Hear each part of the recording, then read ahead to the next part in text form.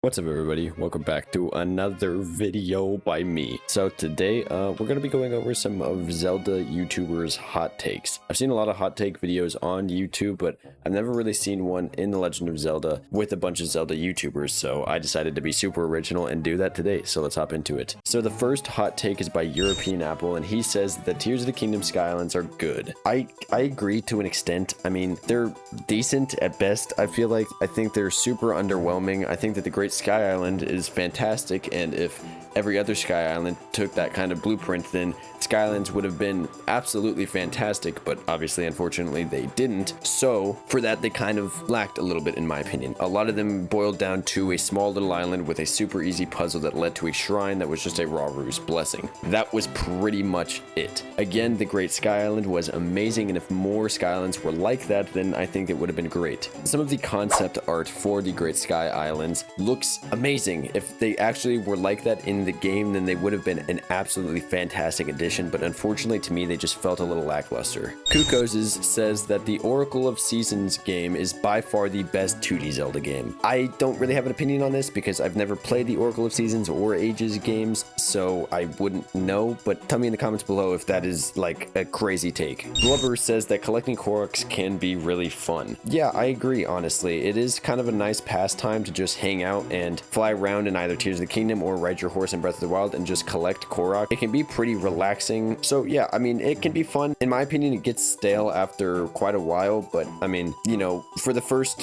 300 or 400, it's pretty fun. The Hyrule Archive says that Zelda 2 is more fun overall than Tears of the Kingdom. What? Dude, okay, all right, so, okay, that's insane. I don't think that I have literally ever heard a take more insane than that, and I say that with as much respect as possible. That is crazy, dude. That is insane. I don't even know. I can't understand how that could even be possible, to be honest. I've played Zelda 2. I played a decent amount of it, and I hate it. It's terrible.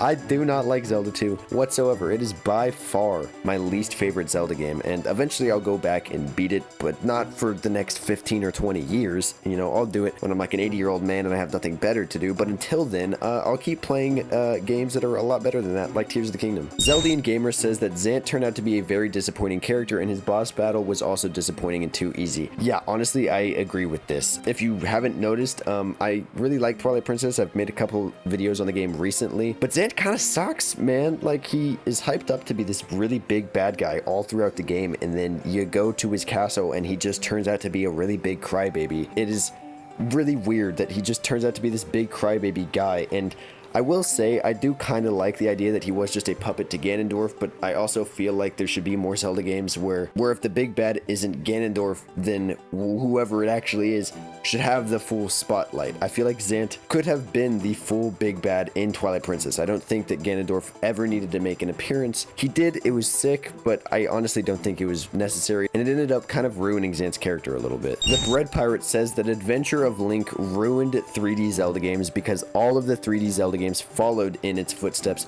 except Breath of the Wild, obviously. It established linear exploration, a world split into scattered chunks, the dungeons have an implied order that must be completed in, and that combat moves must be unlocked. I definitely can see some people disagreeing with this, but I mean, honestly, he's kind of right.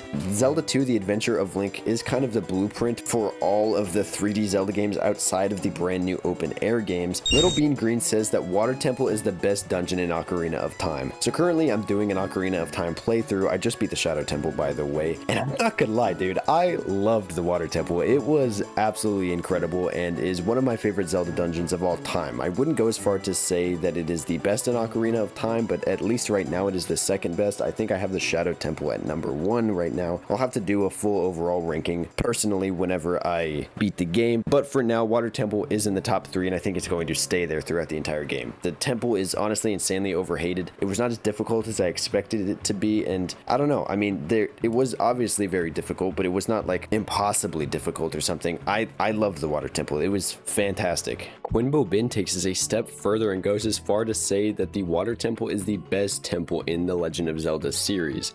I can definitely see where he's coming from. Since I completed it, I did have a lot of fun, and it is a top favorite temple in Ocarina of Time for me, but I don't know if it's the best. I don't know what I think the best temple is, but I don't know if it's necessarily the water temple, as good of a temple as it is. With that all being said though, thank you all so much for watching, and goodbye.